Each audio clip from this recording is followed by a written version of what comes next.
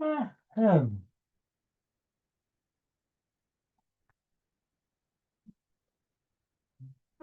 Ahem. Well, welcome. We're here for our normal Friday night meeting. We'll see how long it takes for everybody to come on. I was napping, but I made it.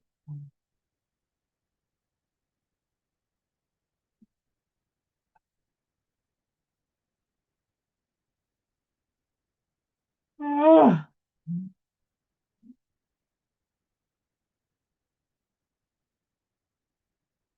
now we got two watching. Hit the like button. Most importantly, if you enjoy this type of content, subscribe. Eh, Okay.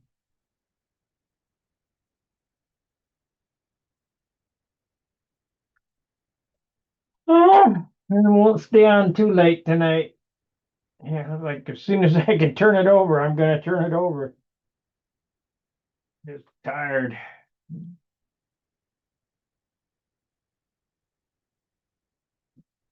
Come on, guys, come on in. We got four watching now. Gonna watch me.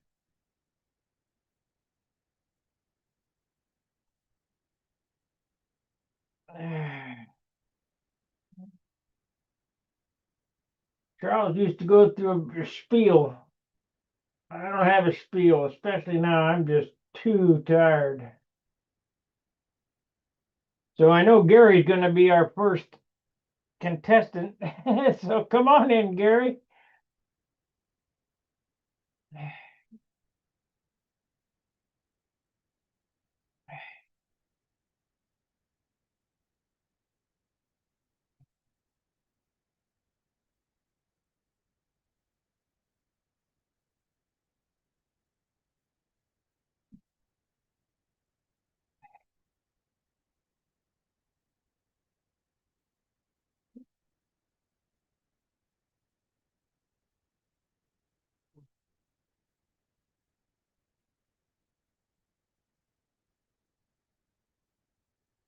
I don't know what to talk about, guys. So you're gonna have to come in and have a subject. Because I'm about to fall asleep right here.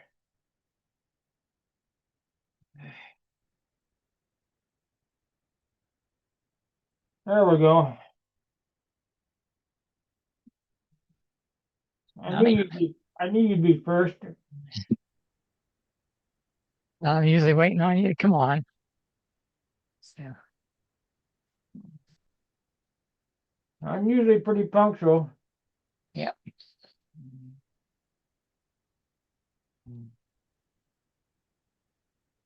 It's gonna be a short night for me again. I'm gonna turn it over to you. Okay. Now, when I go to shut down, there's a red thing. It says close the whole thing, and then down below there's a gray box that just says leave. And I'm afraid to do the gray one because then I might not be getting back to the red one in order to shut the whole thing down. So I just go ahead and keep it going until you know, And unless you want to go ahead and shut it down from the YouTube thing, no, you leave, and then all I gotta do is to whatever, I guess. no, use the red button, shut it down, and kill the meeting for everybody. Okay.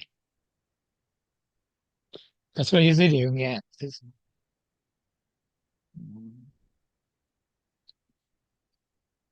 And if they don't like it, somebody can step up and learn the program and host this Well, thing for me. they could probably do better than I do.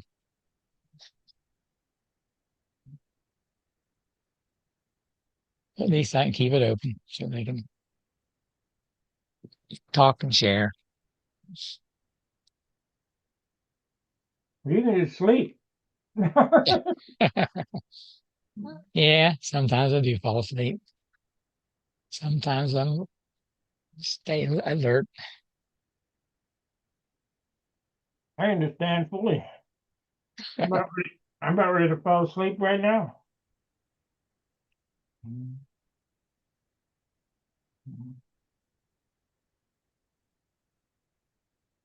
We got a contest tomorrow. Yeah, we got to fly in tomorrow too.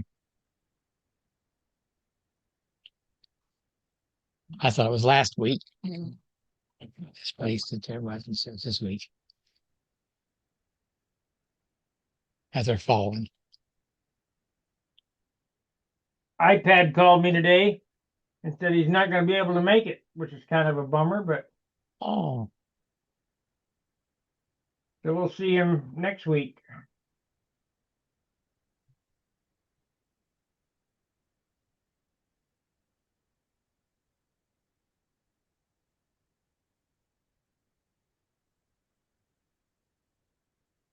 Got to go somewhere, um, Nebraska or some shit. I don't know. oh, Mm.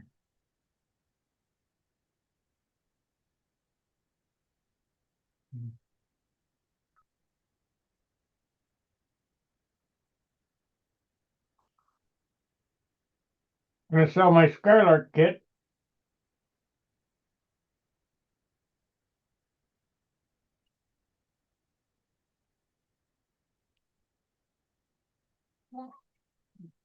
Any chat?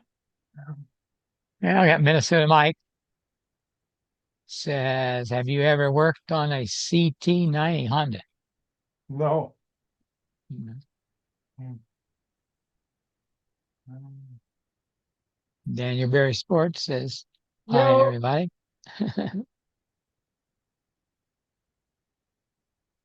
But My Stiletto friend Nat, Toes, how's my Nat friend doing? He's still here. is he? Yeah.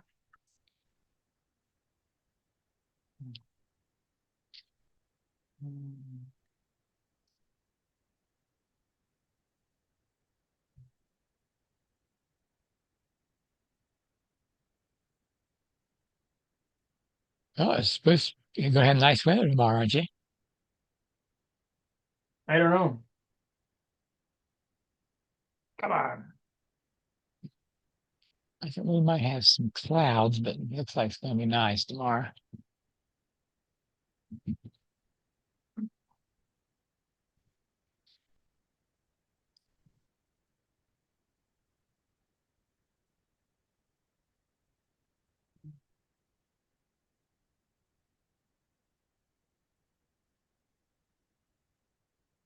I guess Peter Bauer's in town.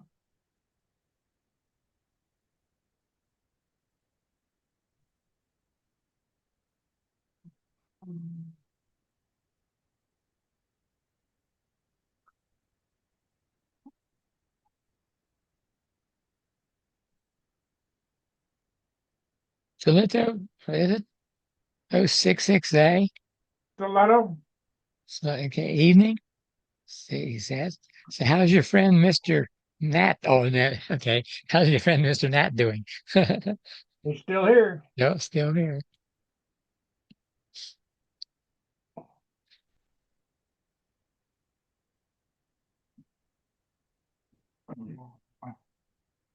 We might be a short run tonight.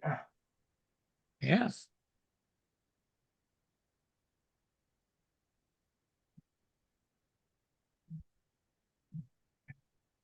Uh-oh. There it is.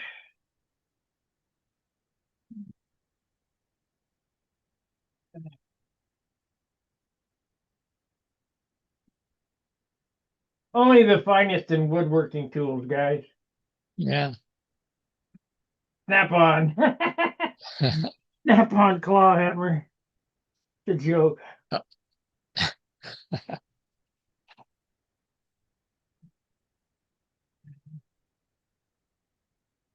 Mm. yeah. When my dad built his house, he used this that handsaw, saw all the wood and everything. And we got it all done. Then he got him this skill saw. Right? Mm. Yeah. way back in them days. Mhm. I believe when my dad built his house, they didn't have no power tools. There wasn't no power out there. Yeah. Rylander, Wisconsin. We went there and visited when he came to the Nats in 2017. We drove to the house that he built.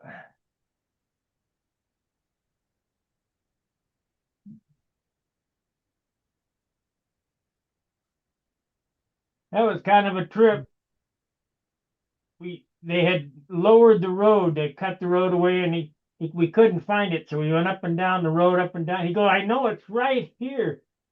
So I go, well, what's that up there? He goes, well, that may be it. So I drove up the driveway into this guy's yard, and I got out and I knocked and asked if my dad could go inside and inspect his house. He let him. Yeah. He said, my dad built this house. No, I don't think so. Okay, whatever. But my dad went down in the basement and saw, if you built it, there's certain things that you know are there. What's a good weight for a set of wheel pants on a 46 airplane? Uh, no more than an ounce and a half for both. So that's 3/4 of an ounce each, and that's pretty heavy. I got wheel pants that weigh grams. I mean, they're 6 grams a piece, so a half ounce for.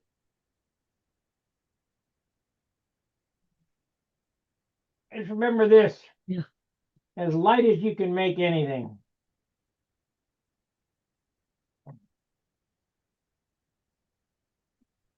Because when you're flying and you pull a turn like that, a 1 ounce wheel pant suddenly becomes 6 ounces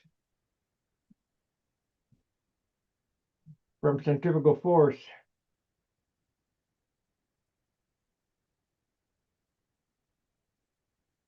iPad says I'm going to get to ride in this chipmunk. Yay! Finally. Yay. Here comes Mike. Yep. Hey, Mike. What's happening, fellas? Good evening. We got good audio. Huh? You got good audio, Mike. I don't know what kind of microphone you're using, but This is my daughter's very old Chromebook. It's like 8 years old. sounds great. Yeah. Yeah. Well,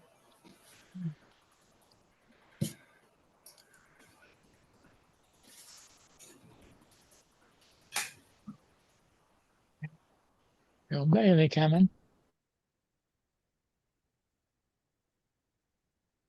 Get the regulars on here. Do what? Get the regulars on here. Yeah. Oh, me. How's everybody? Good. Michael's busy, I see. Yeah. yeah, just buying testing a motor in an ESC. Ah, he's working on stunt. No, it can be RC electric. I forgot about that. Yeah, that's not stuff, man. I saw there was a guy coming to the field. I forgot what day it was. One day this week, I was out there, and he had a radio control plane. I just knew that thing was going to be a gasser because it was so big. And he had, I think he said 3 6-cell packs in that thing, but it was electric. And I mean, he rang that thing out. Good land. 3 success packs? I think he said 3 or 4. I can't remember. It seemed like he said 3. I can believe 2 running 2 success for 12S. And those are big airplanes running 12S. I never heard of putting 4 in there. This was a great, it was a really big one. He had lights on it and a smoker and all kinds of crap. It was really, really neat. Oh, that's right. That's what the third battery pack was for, making heat to run the smoker.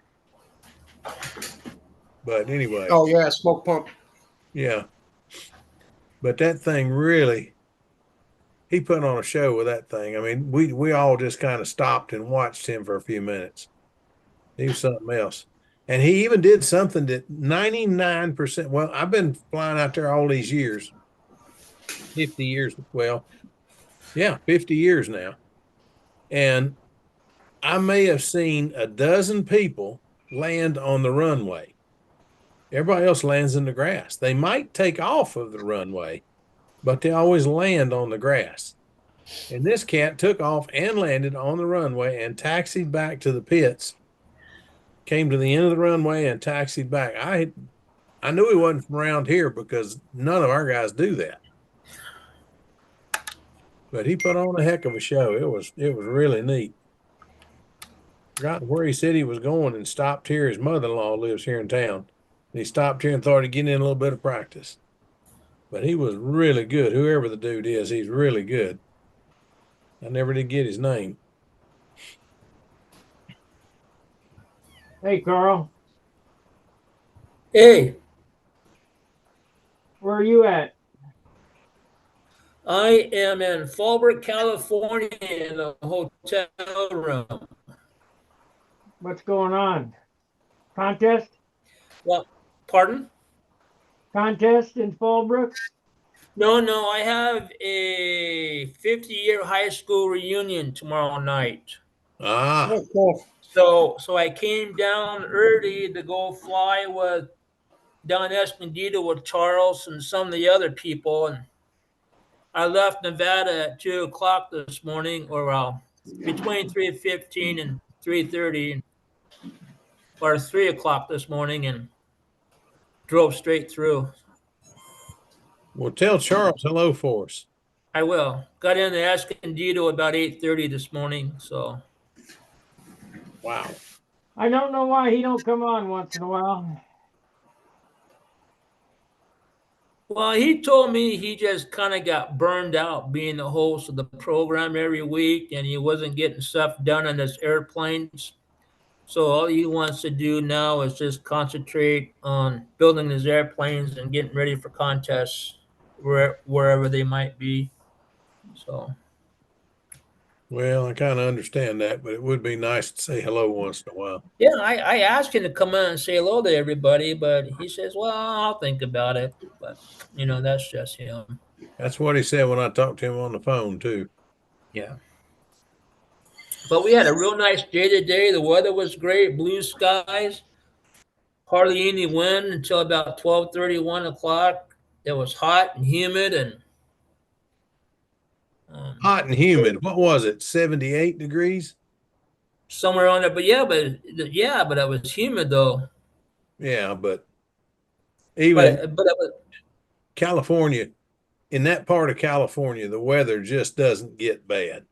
They no, get 12% humidity, it's humid. yeah, Well, we get 89% humidity and right, 89 degrees, and you feel like you're breathing water. yeah. But that was a real nice day today for everybody. So I'll bet. nobody crashed. Had some engine issues, but nobody crashed and had a good time. Went to lunch and said goodbyes and see you next time I'm in town. That's a good deal. That's a good deal. Yeah. Oh, Lordy. Hey, Mike.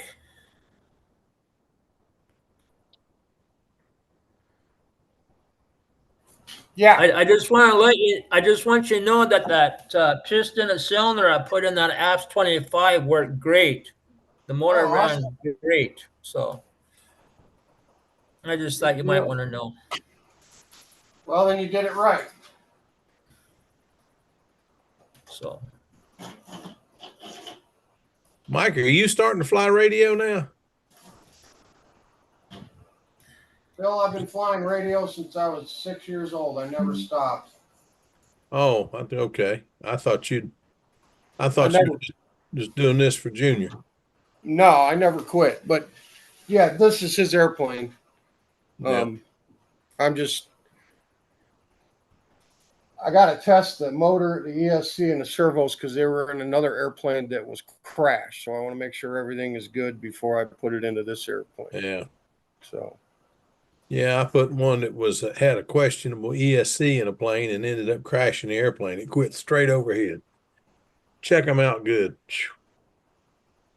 yeah, I actually I just bought myself a toy yesterday. I drove to Knoxville to pick up an engine from a guy, and he had an airplane there. I bought a Aeroworks 78-inch extra.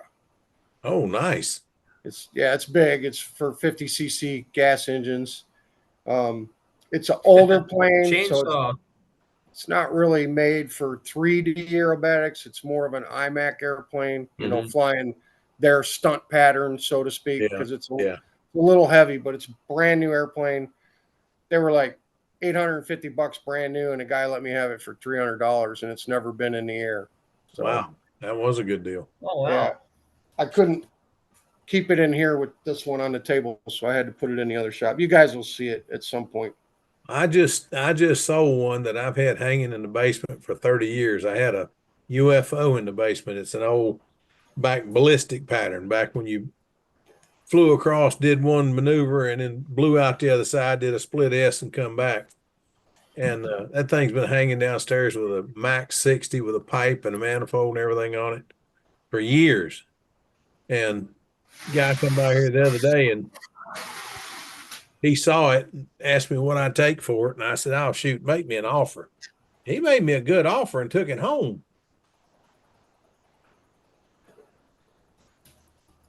I'll never fly the darn thing again. I can't keep up with it. Oh, I was waiting for a few more people to get on, but this is the reason I went to Knoxville. Ugh. is that for his airplane or yours? That's for his. This is for his 40% size Yak 54 that's in the other garage. Oh This is wow. It's a DA 150. Oh, It's desert 275 cylinders, twin engine. Those purr like a kitten. Yeah, they're Looks great. like a BMW motor. Yeah, like the Boxer, right? Looks like a Yeah. Boxer, doesn't it, Sparky? Yeah. Yeah. Sounds But, like a flat ground crank when you hear one run. They sound great. I've been keeping my eye out.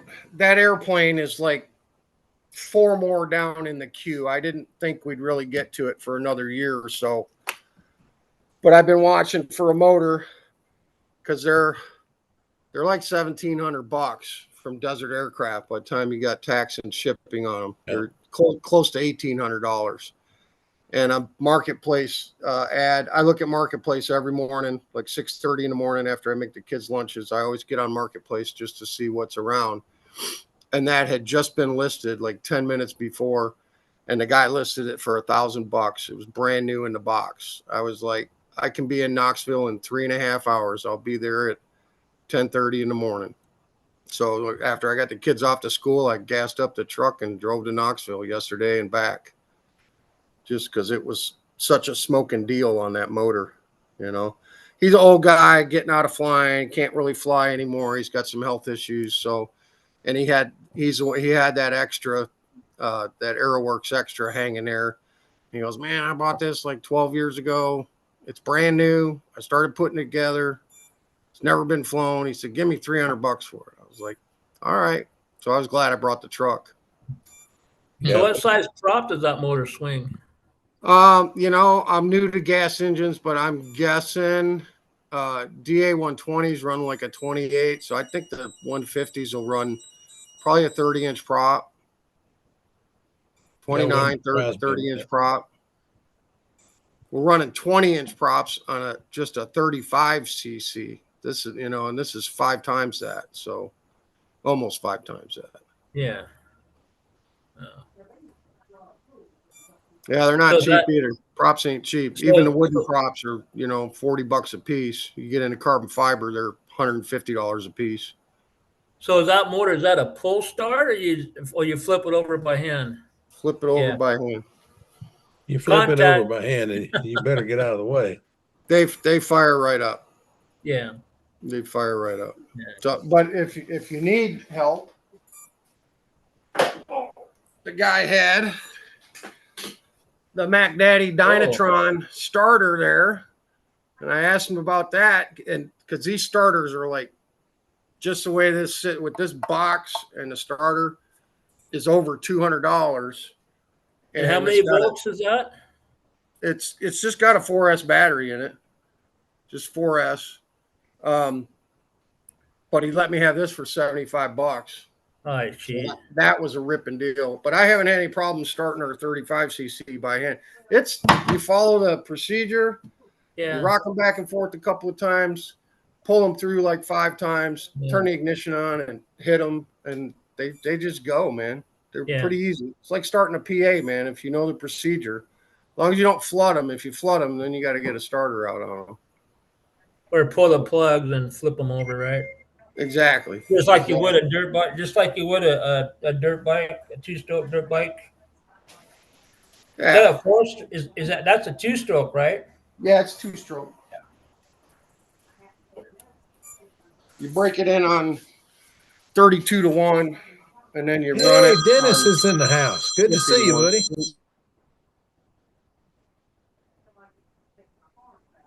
How are you, Dennis? Yeah. Life goes on. Huh. I tried joining in last week, but my PC was in the middle of a what's called a refresh or update, a Windows update. I got in. I think Sparky, it must have been about just a couple minutes after you bailed on last Friday. So I did get to talk to Gary, and who else was there? I'm not even sure. Howard was there, sort of, and Cha-Cha came in a little later. Anyhow, welcome everybody. Yeah. Yeah, good to see you. Right back at you. Yeah. So Heard you've Mike been doing was some traveling. How's your contest season looking? I haven't flown anything. I Oh, finally flew. Well, okay, I flew at VSC in March, and the next flight I had was a week ago last Monday. I took the Corsair out. So how did it do? it looks like it's going to be better than I expected, but I don't think you're going to be selling your Yashenko Shark or anything like that. But, But according to my flying buddy, he says the thing's really impressive in the air, and I can understand that. Mm-hmm. So I it's can't got too. some It's not issues. made The to have biggest flaps, issue, and yours does, so it's got to look great in the air. yeah. Well, it's funny. The thing seems like it's going to fly all right, but then I did my first pattern with it, and it seemed to be okay, except on the outside corners. It's like I hit that, and those flaps turn into absolute air brakes. It damn near stops the airplane midair. Yeah. Might have to I've never, reduce the flap only travel on a the bit. outsides, and it seems to turn the same both ways, except for the fact that it slows down so much that if I may, Sparky used to talk about airplanes. I think he used the phrase clock time or something like that. The amount of time it takes, it's noticeably different from inside to outside. And all I can think of is, with the Corsair, with the Gull, when I give it down flap, there's a little gap between the two flaps across the brake, right? And when I give it down or down elevator, the flaps come up, and that gap seals. All right. Yeah. And it's damming up against the back of that wing it's and dammed fuselage. up with it, with a little V in there, so it's nice and tight. And all I can think of is it's literally stopping so much air that the airplane stops. I've never. It's the damnedest sensation I've ever seen anything like that. So. How about that? That's interesting. First V-tail sailplane I ever built. When I gave it up, I was amazed how little up it took to loop the thing. And I was not trying to loop. I was just trying to pull up. And ended up, I had about a fourth as much up in it as I did down. And it finally come down to, okay, it's damming the air up in that thing. When they go up, they come together.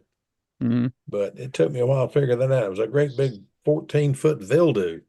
And that thing, That was a heck of a thing to have for a first V-tail, I'm telling you. Well, my V-tail stunners, I used to one of my checkpoints while I was building it is I'd give it full up elevator and I'd look at the gap between the elevators, and then I would just make sure that it was at least parallel to each other, and frankly a little bit more than that. And I was trying to head off, to keep it from damming it up or anything like that. So I got some other, bigger fish to fry, but I think I'm going to take a razor saw to the field next time, and I'm going to be cutting a V in the flaps, flight to flight, to see if that makes a difference. Then I'll have to come up with a sight shield so it doesn't look quite so ugly. But what, modern problems. It's only wood. It'll work. Yeah, it'll work. If there's any way to cut, well, I don't know how you can do it though. Cut the amount of flap trim down and still leave the elevator trim. I don't know. That can be a challenge. Don't do that, Sparky. You put me to sleep. Yeah, if I last till 8 o'clock, it'll be amazing. What's the matter, Sparky? You tired? Yep. Well, just think of yourself as being a little east. It's 8:30 here in Fort Wayne right now, so you made it past 8 o'clock. So yeah, it's 8:30 here, 8:32. That's it. Yep. Well, 9 o'clock your time. So I'll be sleeping here. Sparky, how'd St. Louis meet go? I don't know. It hasn't happened yet. Tomorrow. Oh, I thought that was last weekend. Oh. Is it next week? This weekend coming up? Tomorrow? Yeah, tomorrow. Oh, okay. The following meet is iPad. Joe Gilbert's contest. Oh, okay. Oklahoma, not this weekend, but next weekend. 2 weeks till Joe. All right. No, it's just a week away. Mm-hmm. We're leaving Friday. And it ain't long till Georgia. I'm curious. You're gonna, Matt Colon is apparently moved to Chicago, so he might start showing up at some of these meets. I presume he's only been there a month or so. I presume he's, taking care of mundane things like finding a place to live. But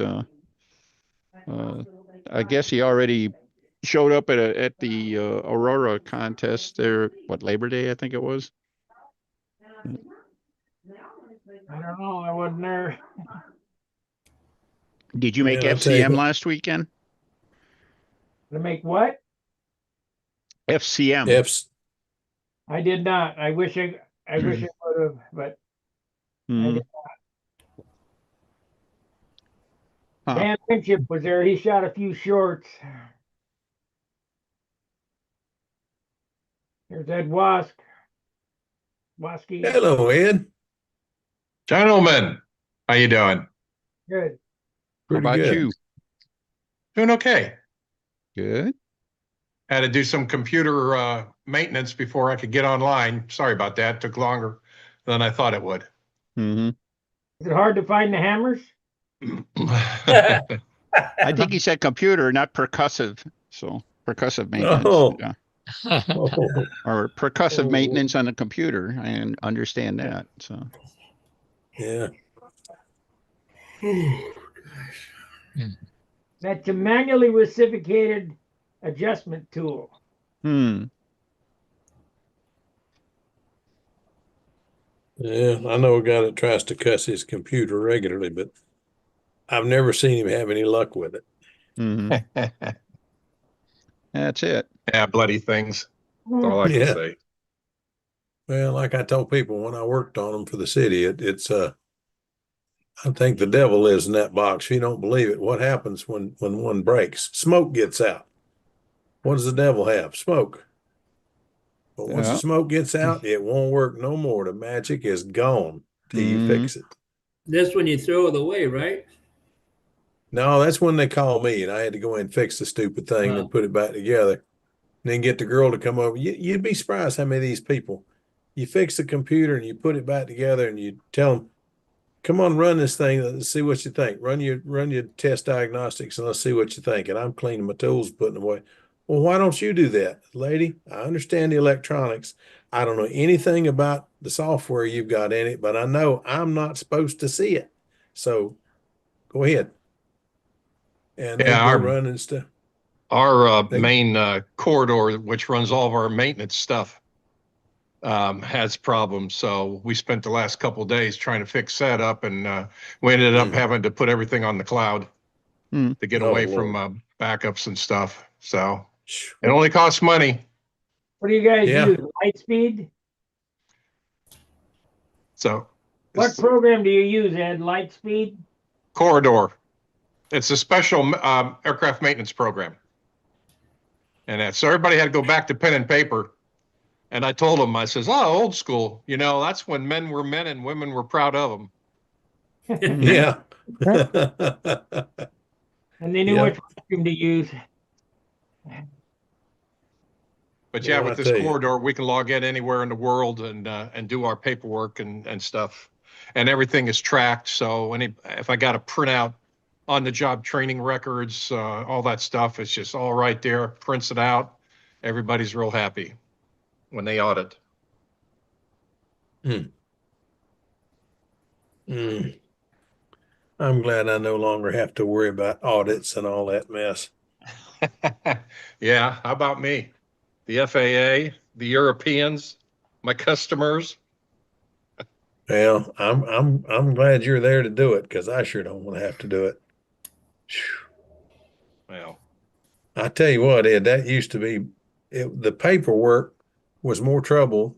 I could fix the machine, but satisfying everybody's darn paperwork, that was always the challenge. Yep. And it hasn't gotten any better. Oh, I'm guarantee you that. I'm still in touch with a couple of guys I used to work with, one of which I trained, and they're telling me if you thought it was bad when you were here, just after you left, they gave us all tablets. He said, it logs in what time we got there, what time we started, and we got to log in. We're supposed to account for every 6 minutes. So when you're working, you got to stop every 6 minutes and do something on this stupid tablet. I said, I tell them that's for the birds, man. I want to get the job done, then I'll come back and log in. If they're not smart enough to figure out that you've been working for the last 2 hours on the job, let them come take a look, try to figure out how it got done.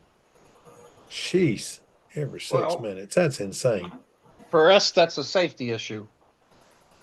Because I guess it makes sense, but you got to concentrate on what you're doing first. Well, that's what I'm saying. If I got to go out and climb a telephone pole, I don't want to have to come back down it to do something on a dang iPad that can't leave the truck. Well, it makes no sense. But that was one nice thing about while you're using your hands and your feet to climb the pole, use your other hand. Yeah. Hold the tablet. Yeah. And use the other one, your other hand, to keep the logins. So that was one nice. Go ahead. That was one nice thing about doing the company. It was like everything that was stupid, I did not bring with me. Everything that made sense is what we do. Mm-hmm. That's exactly it. Oh well. Yeah, it was. I figured the guy on the ground could do the all the paperwork and whatever, but no, you're the senior, you're supposed to do it. Well, that means he's supposed to be up the pole. Exactly. You're supposed to be training him, but he can't lift but 15 pounds and he can't do this and he can't do that. And you knew that when you sent him out with me. So who's going to do the work? The senior is supposed to check everything. Yeah. My job was to stay on the ground and train him, but they sent me out with a guy that, it was a nightmare. That's why I retired when I did. I said, this whole system has gone completely haywire. Mm-hmm. And then they came out with a new one that's even worse. So they got the tablets after I left. At least they didn't leave things well enough. Yeah, they made them worse. Mm-hmm. Yeah, I'll tell you. Some things I don't miss. So yeah, some things I really don't miss. So anyhow. Oh Lord. I saw something the other day that you would have loved. I haven't seen in about 10, 15 years. There was a guy out in the field that was from out of town. He was flying a big gasser. I told the guys about it. But when he put the gasser back in his van, he brought out a sailplane. Ah, A big Sail Air with a I don't know what the electric motor was in the front of it, but it was a huge thing on a pod. And he took that thing off and just tossed it. And man, when it went up like a little bitty airplane. I don't know what motor I don't know what motor he had in it, but it was powerful. well, if it's a Sail Air, all it needs is a unicorn fart, and it'll go. So that's true. There's a sailplane field in Hagerstown. No, not Hagerstown. Cumberland, Maryland. This guy bought the whole area, and people come from all over the U.S. out where this big, all these big sailplanes. He's got like a hangar there where he keeps all this stuff. And that Mark Radcliffe has gone there several times flying with them. Pretty impressive from what I hear. I think sailplanes are a lot of fun. Well, hey, yesterday I was down in good old Muncie, and the Flying Aces Club flying their big national meet. All right, so the whole field is covered with rubber bands and free flight models. And it was one of those days where the wind kept changing direction. Come to figure out, that's because there's a big old thermal right in the middle of the field. Oh, wow. My nephew was putting up these flights. He says, this motor will take 2,500 turns, but if I put any more than 1,500 on it, I'll never see it again, you know? Yeah. And he was right. And they gave him it seemed like a too simple task. It was 3 2-minute maxes, and then everybody who had a max, they had an all up last down, for finish. But 2 minutes in those conditions was really dumb. I mean, those airplanes were going up and they were just taking off. Well, I timed for them a couple of times. I said, well, let's hop in the car. I said, nope, timer's got to stay. You can't chase it. If it goes out of sight, you stop to watch, right? Yeah. You stop at the frozen boulder when you were in Muncie? Yep, it was in Muncie, right in the field. You know that road there's a road that cuts the field in half down, and then the next road down is the airport. So they're in that area, next to the airport, if you will. If you know where I mean. Yeah. Did you stop at the frozen boulder? Frozen boulder. Okay, I don't know the frozen boulder either, but I know what you're talking about. Oh. But it's everybody is just, I mean, crap, I think they could have maxed out with a lawn chair. I mean, it was just crazy up there. So obviously throw your hat up in the air and you time. never see it again. Yeah. Yeah. Those are great. Mm-hmm. So yeah, yesterday he was flying his embryo class model, and he had his half-size gollywalk and there was another one. It was they had a one design contest for an airplane called. You might be talking about Archie. I sure am. I was just telling him. Arch. I went to the Flying Aces meet, in Muncie yesterday, and the other one I can't remember. They had a one design, a little simple cabin airplane, probably from the 40s, and he was really terrified of flying that thing because it flies so good. So, I mean, that's the one he launched it, and he got in the golf cart and started chasing it. So, I mean, he didn't even wait for me. So it was all right. I couldn't have gone anyway, but that thing was just circling and getting smaller and smaller, and he's a good modeler. Oh, he just flying, So. I don't know. And he had tested his couple other airplanes. I'm not sure. They have so many different classes for the airplanes they fly. It's hard to keep them straight. Me too. Yeah. But he's got some good props, Dennis. I can assure you that. So I understand that you've been posting some incredible indoor videos. You did that one. I think you were sitting on the floor. You launched it about 6 inches off the floor. You did, I think, 2.5 minutes or something. It looked Close like it to it. circled right up. It looks like you blew some dust off the rafters and came right on back down without actually touching anything. It was like, damn, that was a perfect flight, It's so much fun when it Mm. works, dude. It's so amazing. Yeah. So it's like it couldn't have been any better. So We've had a good time flying those silly things. yeah. And sometimes, man, I went to bigger rubber band and used the same torque, and that sucker flew right to the top. I had one time hit the ceiling 12 times and still flew a minute and 58, I think. And just bouncing off the ceiling, bam, I bam. can't believe it didn't get hung up or something. So Well, but it didn't. But it's to beat yeah. the ceiling up, it's kind of impressive to watch, but it's Mhm. quite hard on your airplanes. Mhm. They Quite hard on your nerves too, from what I They remember. ran the nationals at indoor nationals in Lincoln. They had a site for indoor. Of course, one day it was just really blowing it.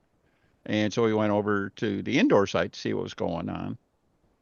And the building they were flying in, some kind of an auditorium, it was smooth on the inside.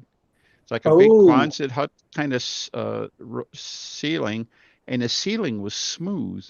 And they were literally flying the airplanes and ceiling walking them for 10 or 15 minutes or so, just basically, like Joe's talking, they would be doing that continuously until there wasn't enough power left in a rubber band, and then would finally start descending again.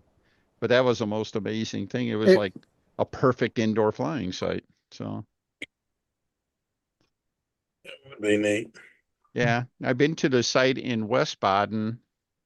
It was a circular hotel with an atrium. I want to say it's like 150 feet in diameter, and I think it was 12 stories tall. Absolutely nothing. Hmm. Like a great big pipe. That was the one you could go out, open up the balcony side of your room, and you go up to the room, open the doors, and you could watch a free flight contest happening in the middle of the atrium. don't they fly for like 50 minutes or an hour or something like those? They Oh fly for yeah, a they were long flying. time. Yeah, Unbelievable. of course, the microphone guys routinely fly that almost no matter where they fly, I think. But yeah, they used to put up like big peanut scale flights and everything like that because they couldn't. It was almost too big for the airplane to hit the ceiling, or we think we get motor optimization issues. You don't know motor optimization issues. Getting that motor to run just right so it runs out of peak power just 1 inch below the ceiling, and takes its sweet arse time getting up there and And then then coasting on it down. cruises for 30 seconds without gaining altitude. Yeah. Then ever so slowly comes down. Yep. It's magic. It really is like that flight you posted, I thought it was pretty doggone magical. So, It's like, holy cow, that is so cool. I yeah. don't know what I'm doing, but Tim's got a rubber cutter and we'll fly and Dennis, you could take the 62 thousandths rubber and 19-inch loop and do your thing to 8/10 torque, and you cut 58 thousandths rubber and do your thing, and you might get 240 or 250 more turns to get the same torque. Which Mm-hmm. one's going to fly longer? Well, There you depends on go. yeah, that's exactly where it's at. And as long as the power is not so low, those extra turns into flight time, right? So, Mm-hmm. and of course you can go the other direction. You put a big old, put a monster rubber band and climbs to the ceiling like a rocket, and it immediately runs out of power and comes down. So, It's magic. yeah. Your nephew's quite good at it, I can assure you. Yeah, he is. He is. Well, he learned building models, building peanut scales with his dad when he was like 12 years old. Right? Got his first nationals trophies in indoor peanut scale. All right. So when it come to building a stunt plane, it was like, oh, these parts are so big, you know. This is easy. So It sounds anyway. neat. I would like to had some of y'all family problems. Jeez. Mm. I mean, you didn't have anybody really good to teach you how to do it, just big art. I mean, you know what? Yeah. Here's Good the grief. secret, in my opinion. They weren't Tenacity. afraid to try anything. They were not afraid to try something. Well, that's true, but they had somebody that would help them along and encourage them all the way along. Because Big I Art, agree, but he never didn't know heard what him say anything discouraging to anybody. It was always encouraging. he didn't know what he was doing all the time either. But he's going to try something to figure it out. In my I'll opinion, tell you what. He said, if you don't like what's happening, try something different and see what happens. If it don't work as well, go back the other way. Mm. And I was fighting that stunt wagon at the Nats because the air up there was nothing like I'd ever flown in. It was just weird. And I finally got the darn thing to work, and had it going and thought I had a real good practice flight going. And Bob Hunt and Bill Wurbridge walking by, and one of them hollered at me, said, Philip. I looked at, yeah, you're soaking us. Oh, crap. And I was inverted. I put it back upright. Just about the time I got that thing upright, it quit. Boy, I'm glad they said something when they did. That fuel tank had split, and nobody on the field had a daggum soldering iron big enough to put that thing back together. Mm-hmm. Had to fly my backup airplane. Still got 10th, but that just, doggone Yeah, it. that's no fun. Luke That's says, no that fun. was your year too, because you were flying that thing well. I said, yeah, well, that's part of the game. Mm-hmm. I should have had a spare tank. If I'd known what I know now, I'd have had a plastic tank in it. It's repairable and it's repeatable. Yeah. But anyhow, but yeah, what I think Joe hit it right on the head. You take a look at some of the posts, heck, most of the posts you see on Stunt Hangar, it's from people saying, gee, should I try a different prop? Should I try a needle setting? And it's like, a part of me wants to shout out, why in the hell are you asking me? That amount of time, you could have tried the darn thing, and you would have known. Maybe it works, maybe it doesn't, maybe nothing happens, and to look at something else, right? You get into Martin, things like, well, should I add tip weight or should I add nose weight or where should it bounce? Fly the damn airplane. It'll tell you if it's happy, Don't, whoever put the little mark on the plans, they don't know how you fly, how you like to fly. Hell, they might not have even used it. They put something there so the airplane won't crash. That's about all the CG mark means to, Tom you Martin come right down to it. That's it. was the That's all guy it in our means. club, and Tom wasn't a competitive pilot, but he was brilliant in his own way. And he's the one that encouraged me. I'd come in and say, it's doing this. I see it doing this and do this. And Tom said, Joe, I don't know what to tell you, but do something. If it's wrong, you'll figure out what to do. Yeah. And if you don't make mistakes, you are not going to learn. I'm going to say that quite brazenly. If you don't make mistakes, you're not going to learn. That's it. That's it. You don't make mistakes, you ain't doing nothing. Mm-hmm. And and the other thing, well, I want to try some nose weight, so I changed from a steel prop washer to an aluminum one. Do you think that's enough? Put an ounce of Gumby on the front. At some point, you will figure that out. At some point you will, but you'll figure it. And the other thing, and this is a lesson I've had a hard time learning, and it's finally sinking in, is that, my approach to trimming an airplane was you did it in the first dozen flights of the airplane, and then you sucked it up and flew it. All right. And, practice makes perfect. Perfect practice is even better. But, and you learn with the airplane, you learn to live with the airplane the way it was. Well, I don't do that anymore. Well, come I'm next not afraid week, even Joe's now. gonna have a project. What's that? Come next week, Joe's gonna have a project to try all kind of stuff on. Yeah. We're Larry gonna learn Fruits. something.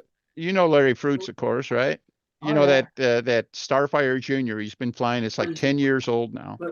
He's still making fundamental trim changes on that thing, and the airplane is getting better and better and better. And he let me fly it this last week, and I was out, and it's funny. Even just watching the airplane, I could see that it's flying better. You know, without pointing it at any one thing, it's just the airplane looks better than it used to look. And he let me fly it, and boy, it looks pretty doggone good, you know. And I suggested something, and it looks like it's going to take. I suggested a trim change for him, but anyhow, it's great. You just keep. It's like the old saying about scale models. It applies to stunt models. When do you stop trimming? When you finish flying the airplane. When you throw it away, you know, that's when you finish. That's when you stop trimming and tweaking an airplane. So I don't know. If you're not learning something, you're doing something wrong. Well, guys, I'm going to head off of here. Gary's going to be your host. He'll end it for everybody. And appreciate you watching. And out there on YouTube, make sure you like and subscribe. Good night, all. Good night, Spark. Take it Good night, easy. Spark. Yeah, take it easy. Yeah. So When I got that ARF Noburn 203, I flew it and flew it and flew it.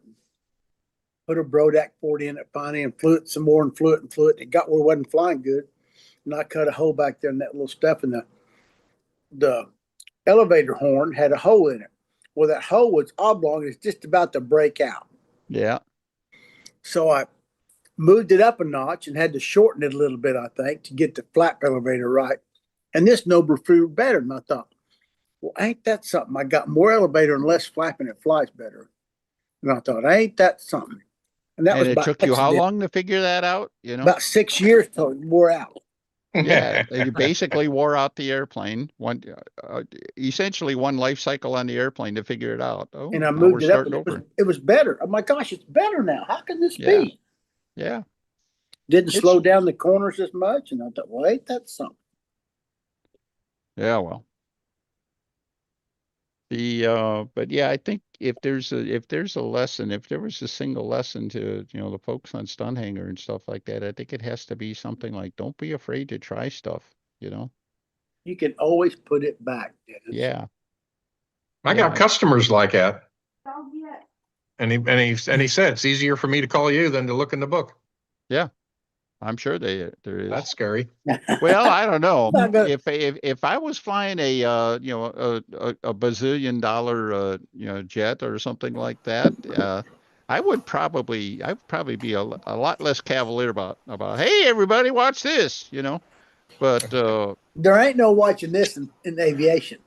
Yeah. That's how you die. Yeah, that's it. I don't know, Ed. I think I might still be tempted to at least read the manual, and then I'd call you up and say, "Hey, I don't understand this," you know, or at least pretended I read the manual. Yeah, that's no problem. Yeah, that's no problem. No, you want me to do what? Whatever. So, whoever wrote the book is typically they know what they're doing. There's a reason they write the books, and most of the time it's because of blood. Yeah, it's leaked. Yeah, that's it. What's Lonky working on? He's doing math. I don't know. He was just showing off the biggest stunt motor I think we've ever seen. You better get you some 150-foot lines on something. Yeah. Did you see it, Joe? I did. I posted. I said, you better get you a set of 150-foot lines, dude.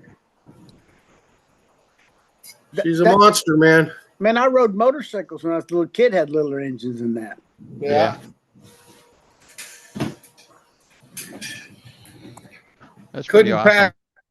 Pass it up. It was too good of a deal to not go get it. That's going to have a quart gas tank or bigger? How big a gas tank something like that need?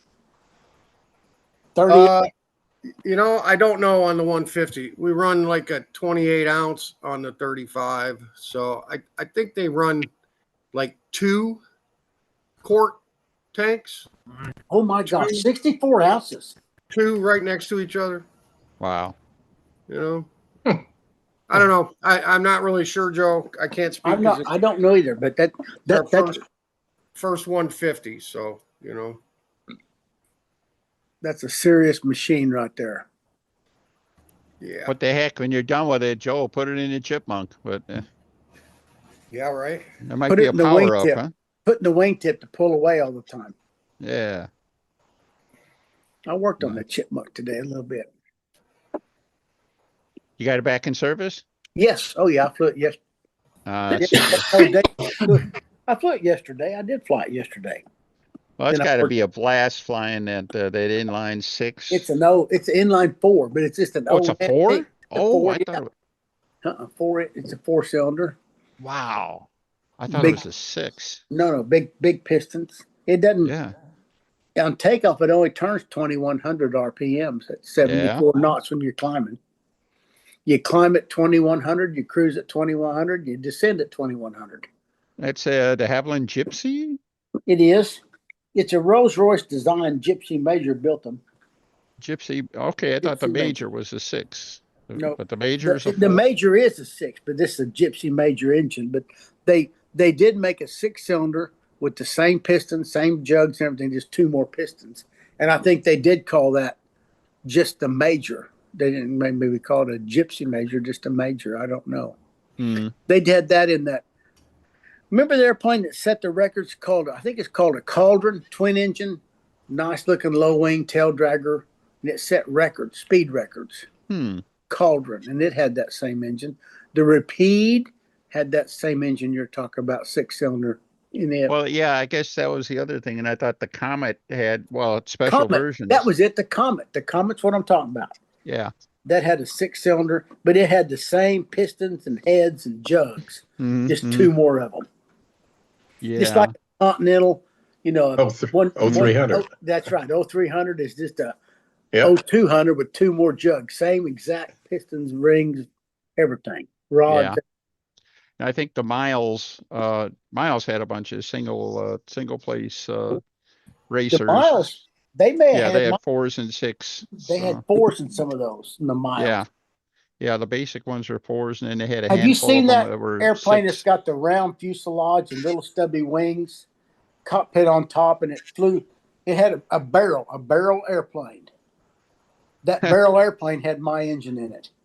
Had a the Italian, the internal ducted thing. Yes. All right. That had a major in it. Boy. Yeah, it's going to take a while to remember the name of that one. But you know what I'm talking about. It looked like a barrel. Yep. Stubby wings and tails. The tail ran out through the discharge of the engine, even some of it. Yeah. That was an idea, Dennis. It may not have been a good one, but it was an idea. Everybody tried. Everybody knew props work better in a duct, right? Oh, we need a ducted fan. Well, what's a ducted fan airplane? Well, that's what it looks like. Oh, can you imagine flying that, Ed? If you dumped that sucker over and smash it.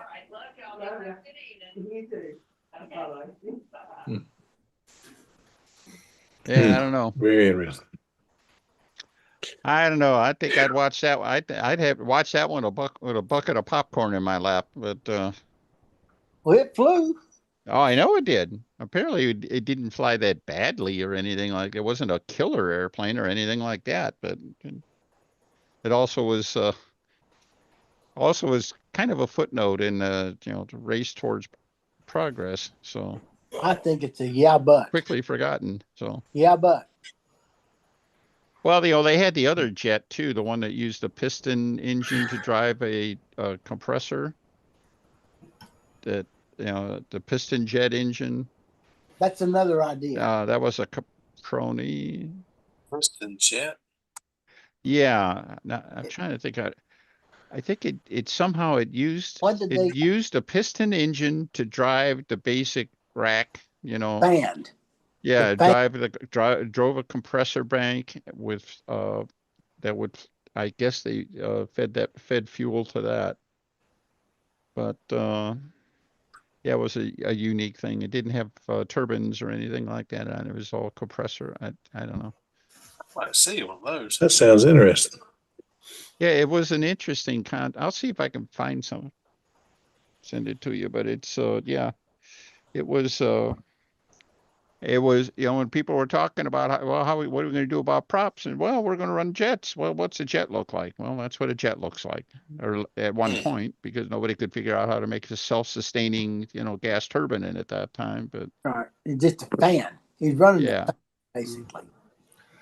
Hey guys, I'm gonna check out. Y'all have a good night. We're getting up early. We want to be at the field at 7 o'clock tomorrow morning. We got beautiful weather tomorrow, so we're gonna do a bunch of RC flying tomorrow. So. I'm Okay. jealous. Have fun. Have a good one. Yeah.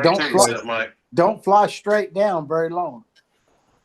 Sam's the one that does that. Mhm. I'm Little not bit kidding you, of- man. He does some 3D stuff where he's in a spin and like does a pull out from a reverse wing over and just puts it in a hover like that. I don't know how he does it, but he does it. Well, It'll from work fine reading till it his don't. posts and stuff, apparently sometimes he doesn't do it quite soon enough. So Well, he's getting better on the bigger airplane. He crashed a lot with the smaller airplanes. The bigger ones are easier to fly. It's yeah. just What they they're say, more yeah. they're more expensive. That's the problem. You got to get him a jobby job like Snoop Doggy Dog. He's looking. He's actively putting in applications. He's trying to find Well done. Well trying to done. find Yeah, work. that's good. So That's because great. his allowance ain't cutting it anymore for gas in the car and going out with his buddies and all that stuff. So yeah. Oh, he has Oh a my girlfriend, God. doesn't he? And so And Sam he's discovering gravity, huh? So yeah, gravity, girls going yeah. out. They're Well, see all that. at the home. It's homecoming tonight. They went to the dance last week and now they're at the game tonight. Well done. Hey, But I Mike. did. Yeah. There's That's where his money's going. Is he's got a girlfriend? Yeah, maybe. I don't know. I don't know. I did tell him though, I'm done buying airframes for him. We got this. This is the last new one, but I mean, I got him like 5 airframes in the last year, from like let's say 40 sized up to 60 sized or 75 size. And I said, that's it. I'm not buying any more new airplanes. You got these 5 brand new ones, and he's been taking care of them very well and not being dangerous with them. But I'm like, you wreck it, I'm not buying any more big airframes. So you got to get that JOB, man, if you want to keep flying this stuff. you mean that tree in the backyard stop growing money? Yeah. Oh, The come on, the Mike. mom and dad National Bank, whatever. When Christmas time comes around and his birthday comes around, you're gonna chip in and buy him something, right? When we got back from the Nats, I put in an order for 20 F2D planes from Roman, 20 control line combat planes, which those ought to be getting ready to ship here pretty soon. Yeah. So That's terrific. Yeah. Are they and that's, you guys are still going to Australia, right? Maybe, maybe not. Don't know. maybe, yeah, I hadn't made that public yet, Dennis. Oh, I'm sorry. Don't know It's that okay. yet. Yeah, we don't know. Yeah. It's looking like yes, but nothing official yet. Oh, that's great. You'll enjoy the country. Yeah, we're hopeful. We're hopeful. Just make sure you can speak the language. Hey, they speak English. I think we'll be all right. I think we'll be Yeah, all As they right. told me, as they would tell me, geez, Ed, you talk funny. Yeah, that's it. Unless you talk to an Aussie bushman, and then that's a different kind of lingo altogether. Yeah, well, it's the English and Americans, 2 people separated by a common language. So Mm-hmm. Go fly pretty tomorrow, Mike. Have a good time. We will. I'm even going to Yeah. take some of my stuff. I'm going to take a couple of my Warbirds. I got a Corsair and a Mustang. Oh yeah, you were putting the Corsair back together a week ago. You had some. Yeah, that a flap servo was bad in it, and I got a Mustang too. We take so much stuff out there now. We got to take 2 cars. We got to take his car and my truck because we can't. my fit everything in the truck now. And even though these big 3D airplanes, the wings come off them, we take the wings off and put them in wing bags. Still not enough room. I think a trailer is going to be in our future. Yep.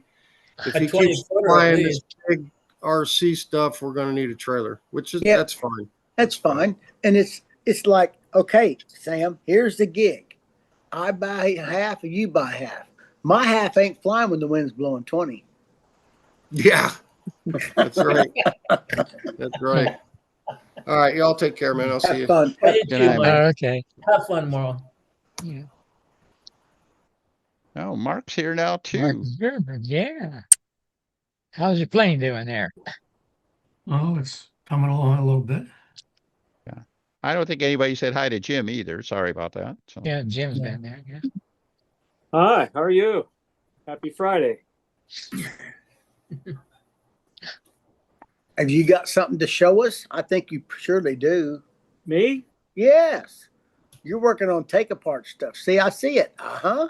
Oh, I am so proud of myself because this is an 1/8-inch horn and I just bent it up without mucking anything up.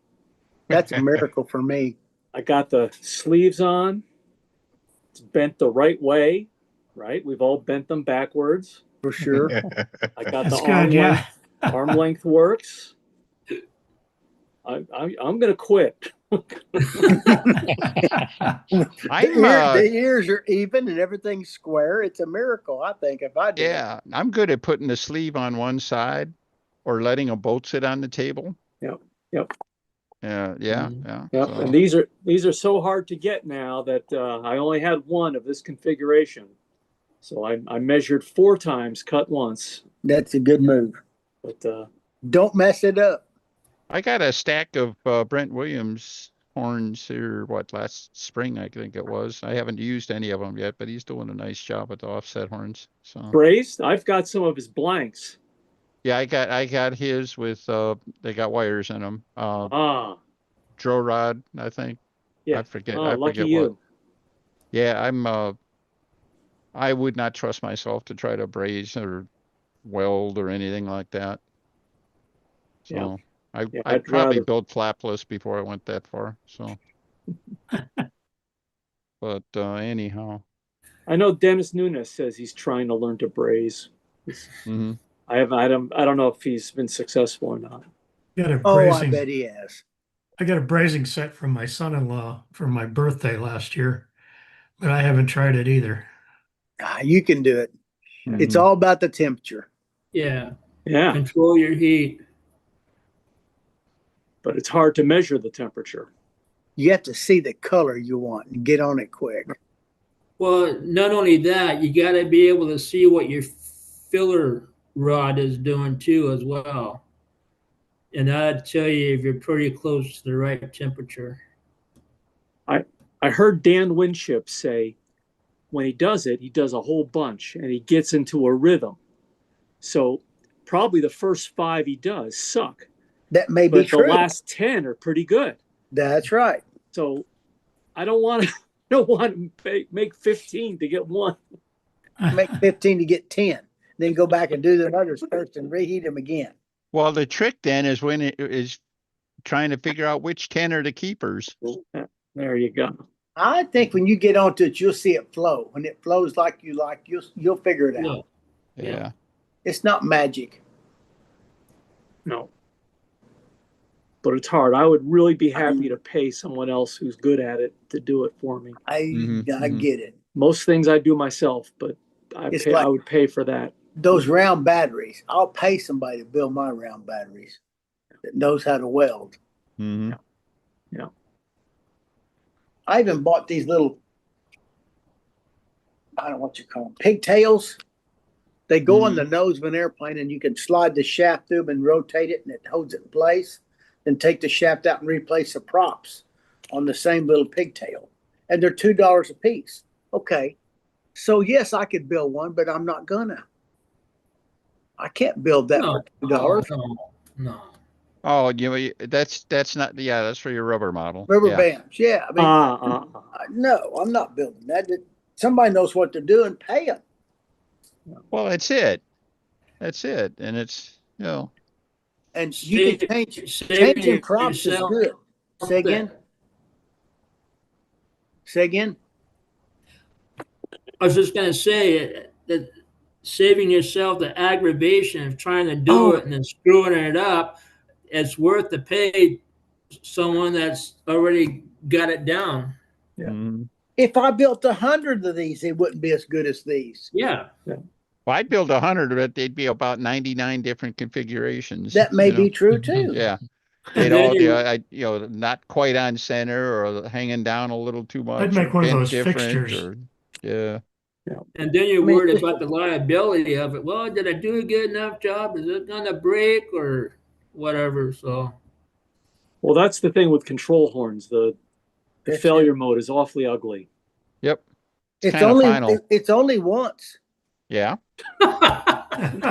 True. Only once.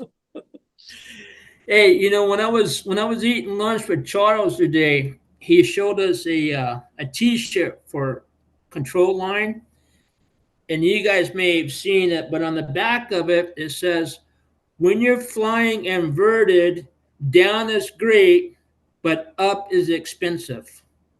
That sounds like Howard. We all sit there and laugh when he showed us that. That was pretty funny. Yeah. You can do everything once. Mm-hmm. So I got another widget this week. Someone gave me one of these. That looks like a road jet sucker to me, boy. It's a dub jet. That's a dub jet. He's got a name for it, like high performance muffler. It's like Yeah. His website doesn't tell you much. It just says you bolt it on and you're going to get 1,000 RPM. I think it's like a type of quarter wave pipe. That's exactly what it is. And I'm not going to try to explain what that is or how it works. Unfortunately, the airplane I want to put it on, it clashes with the landing gear. And I'm not ready to build a new set of landing gear for this thing yet. But pretty cool. Bolt-on magic. That's power. Yeah. Bolt-on power. Big. I'd be kind of curious if it'll work. If it's, tuned, if it's any kind of a tuning on it, it's got to be, running it's probably tuned to run in the, the low 20,000 RPM range. I think 23. Yeah. So, and even if you're running the motor hard, I don't think you'll run it that hard. So, But could you get a wave? If 23, could you get it at 12 to work? That might be. I don't know. There's no eighth wave instead of a quarter adjustments wave. here. Yeah. How much does it weigh, Jim? No, I'll tell you. Ounce and a half. I'm guessing ounce and a half. We'll know in a minute. Mm-hmm.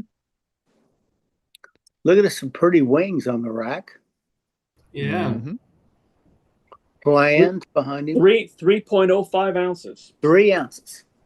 But it's going on a carrier ship that's got a 2-ounce nose weight anyhow. That would be that. You're gonna like that. You got it. Yeah, now you're talking. Now you're talking, dude. Rebuild the gear. Screw it. No, it's for a carrier ship. So yeah, I got to sleep on it for a while. Gird my loins. Put it in the healing corner and think about it. I don't know. Jim's on a roll here. He just bent a control horn. I don't think he wants to take on bending a landing gear quite so soon. Oh yeah. And these are he put all his good mojo into that control horn. I don't think he's ready to do a landing gear again. So yeah, like you said, he's done. He doesn't want to screw anything up. Yeah, that's it. You don't ride that. Don't But on ride a that carrier train airplane, too far. that could be magic. Take the nose weight off, put that, and add 20% more power. You might better get a stronger set of lines and some bigger. Yeah. Put some weight on your shoulders to hold you down. Yeah, I'll tell you what. Of all my airplanes, that's the one that I lean the back the most. Dang right. I'll It's bet like it your is. water skiing. Yeah.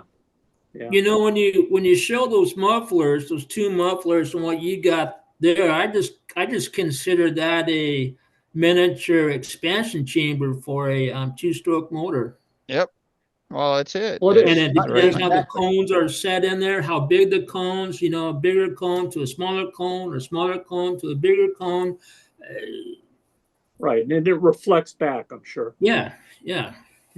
Oh. Some are made for torque, and some are made for speed, and If Dubby built it, it'll do what he tells you it did. yeah. Mhm. I can assure you that. Yeah. So Yeah. we're going to fly carrier on Sunday. So I don't know if I'm going to get this ready for that.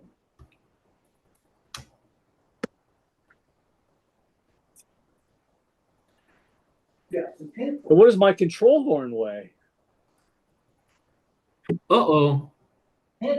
You fabricated it, now you lost it? Half an ounce. 16 grams. 1/8-inch flap horn for a big one. Now, is that steel? Yeah, it's music wire. Oh, music wire. Okay. No. I know Gordon uses a weld rod because it's tweakable. Yeah. Yeah. He gave me some. I've never used it. Yeah. When I talked to Brent, he was making them. It might have been I said drill rod. It might have been welding rod, but he had a couple of different specs on wire that were supposed to be easy to handle and tweakable and all of that good stuff. So, but yeah, you might. I don't know. I think I got a couple. Do you remember them? You want to see them? Let's see what I got here. You get that spring steel, that's easy to work with, but you get that hardened steel that's a little bit more tempered, and it's a little more difficult to work with. Yeah, they causes a lot of temper. You're right. So. Dennis's sailboat. I like that I've one, been Dennis. battling at one airplane. I've got the elevator is slightly out of alignment. So I've been tweaking and twisting and trying to get it back into alignment. And it's good for about a flight or two. And then by the third or fourth flight, it's right back where it was. It's like memory metal and it's all bad memories. So it just. Well, it's just springing back on never you. had that much what it's with doing. one.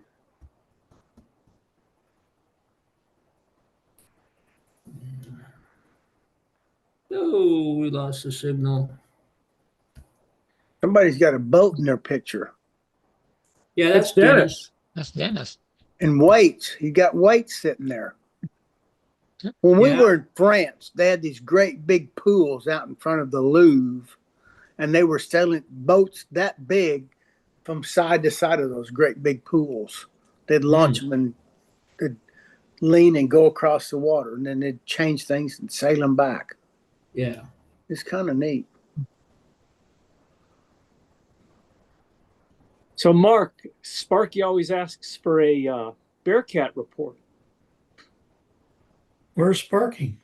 I don't know. He left at 8:05 or something. Yeah. He took the rest of the day off. Yeah. No, here it is. It hasn't changed much the way it looks.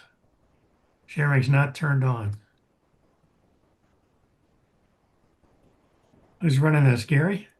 Yeah. Okay. He's working on it. So I have to find out how to do this again. Okay. There you got it. There we go. Yeah. So this is how it was about a week and a half ago. I had primed it and I was sanding it down.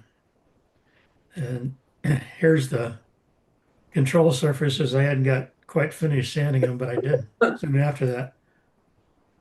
And then I've been laid up for much of a week. I had some minor surgery last week. Oh boy. So no big deal, but the drugs they give you kind of knock you down. So I sprayed another coat on the airplane this week, but it doesn't look much different than it looked the other time. And I also sprayed a new coat on the control surfaces. So I'm on my second coat of primer, hoping to not have to do more than 3. That'd be wonderful. So we'll see. So I'm letting these cure at the moment, and then tomorrow I'll start sanding again. And if anybody wants to come help sand, you're welcome to. You're done. A blind man could sand. I don't know about that. It's got to be careful what you're doing. When it quits making noise, you're done. Yeah. I cannot. Yeah. When it stops getting smoother and starts getting rougher again, you're done. Yeah. No, you went too far, dude.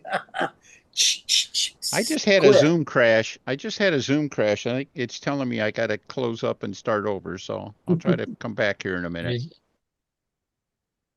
Like they always say, it's not how much finish you put on the airplane, it's how much you sand off. That's right. So have you run the half A car anymore, Jim? No. You did that a month ago or two, maybe 2 months ago, No. probably. I'm gonna bring it to Golden State because they've got a really nice surface there. And I've got some 40% nitro fuel. All right, you're gonna blow some rods up. Make sure it's got caster in it. That's all I got to say. Let's see what it's got. Oh my goodness. It's 40% the nitro. best kind of fuel. It's free. That's even better. Wool gas, yeah, it's Wool gas, 10%, 10-10 oil. That may not be enough, but you'll see. It'll either work or it won't. Dude, I bet it'll be okay. You're not going to run very long. No, when I ran it before, it was on stunt fuel, 15% nitro, 20 oil. That's not good enough. No. You think it needs more oil? I do. A Cox? Yes, Yeah. I do. Okay, I can. It needs more caster, in my opinion. Talk somebody smarter than me, but I think that ball at the top, it goes in and out. I think that needs caster for cooling and lubrication. Who would know more? There's somebody knows half A engines well. Larry Ranger. There you go. Call Larry and get his opinion. Yeah, usually they say about 20%, and then you put in like 30% nitro. He's got 40. That's going to make it giddy up. I like it. Yeah. Oh, yeah. But yeah, I didn't get Larry ought to know how to do it. Joe puts that much nitro in his LA 46. Well, I do 30%, but not 40. Oh. Okay. Yeah, I've never had more than 30. Here's the Brent horns. Oh, Mr. Screen Chaser. Oh, that's nice. It's designed for the front half to have a 7-degree slope and the back half to be vertical. You'll tap as many holes as you want. So like you use the front half for the flaps, the back half for the elevator? Exactly. Mm-hmm. Then the elevator. You get them laser cut or what? I think he's getting, I don't know if they're water jetted or lasered. I'm not sure, but they're awfully nice. Yeah. And then he makes the slider, right? Okay. I like that. And the slider, I don't know if you could tell. You see that? You see the way that grabs? Yes. Yeah. So you can't spread. It won't spread the horn when you lock it up. I guess some folks have failed. He put a washer on it. Doesn't worry about it. But yeah. Jim Aaron lost an airplane for that. Uh-huh. Yeah, the thing spread on them, and that's designed to keep it from spreading. That's all. Yeah. Go back to the flap jigger again. That's got a lot of options. You have to be smarter than me to figure that out. Look how many options you got. Mm-hmm. Yep. That's nice. He made a universal blank. Yeah, and then that's pretty ingenious. These are 3/32, but he'll make them an 1/8 inch, and then you talk to him about it'll give you a lecture on metallurgy for the wire, and so if he tells you to do it, just do it. All I can tell you is that these things are beautifully made, and it's going to be a shame to cover them up inside an airplane. So get Howard's program and just put in the hole dimensions and that's try it. Which ones work. But how do you know which hose to use? You got 3 options for the flap. Well, you try it on Howard's program, and it'll tell you which is the best. It'll tell you which height and all that. Also, well, you got to try them and see what works. Mm-hmm. I think that depends on the weight of the airplane, how big the flaps, how big the elevator, how much nose weight. All that stuff will make a difference. Well, if you really you get really into it, Joe, I mean, you could even build that to where, if you want to make the flap horn accessible, you can change it, any of that. If you're going to use that flap horn, I think that'd be just about mandatory. And of course, the elevator, lots of folks are into sliding elevator horns, so that's not even new news. No, so. I would use that for sure. But it's got the nice offset, got the nice elbow in it, so it doesn't, doesn't dig into the stabilizer too far. So cool. Dennis, I have one of those elevator horns, just like you're describing, with that milled aluminum slider. and I made one mod to it. Gordon made this actually for me.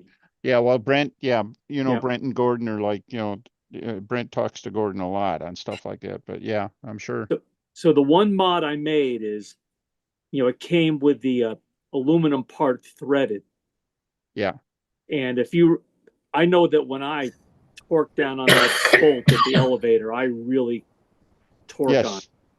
So I put in a steel blind nut instead of the aluminum threads. On the back side, Yeah, make me big.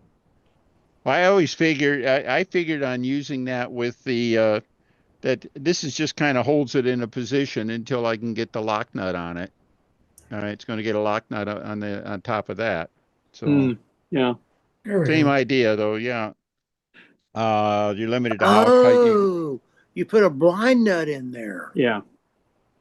Otherwise, it was just tap threads into aluminum. Now the aluminum's drilled out and the blind nut's inside. You got steel wall to wall. I don't see the downside. I don't see a downside. But it's a very clever idea that this I do keeper. Too. I do too. Belt, suspenders, and duct tape, guys. Yeah. Gorilla tape's better than duct tape. Whatever. Have you used Gorilla tape yet? It's amazing. Oh, yeah. I think that's a brilliant idea, actually. Now we have to figure out how to make these things out of titanium. Okay. You can make them out of Pepsi bottles and see how long they last. I don't know. I've been trying to use that magic tape, you know, that stuff they sell at Christmas time for hanging stuff from the walls and stuff. I mean, oh my goodness. it says it'll hold 250 pounds or something like that. Yeah, and you can take it off. It won't mess up your paint. Barnum and Bailey, it doesn't mess up the paint. That's right. Barnum and Bailey had a good saying for that. Barnum had a good saying for that. What was it? There's a sucker born every second. Yeah. Wait a minute. You said Barnum and Bailey. You didn't say Philip Bailey, did you? No, I didn't say Philip. I just see, Phil, you looked like you were studying your lap there for a few minutes. So, I'm studying.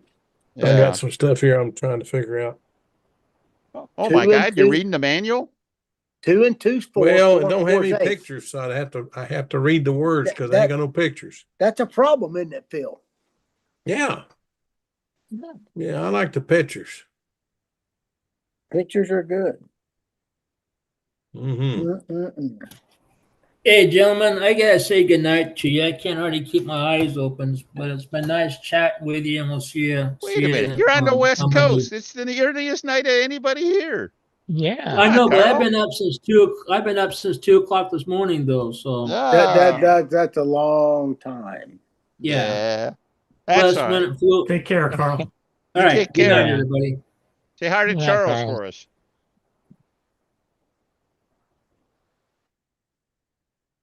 So anyhow. No. St. Louis doing their contest tomorrow morning. Yeah, you said yours is next week.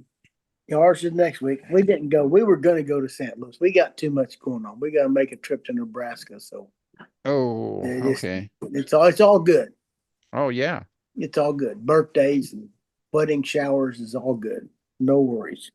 It's a good thing to get a go. I'm just thinking Nebraska from where you live. Man, it's only 8 hours and something if you drive fast. It's 16 miles from the South Dakota border. So it's northern Nebraska. Oh. It's all good. Grief, man. It's all good. It's only hours. You be careful for hours, Bubba. I hear you. Well, it's fine.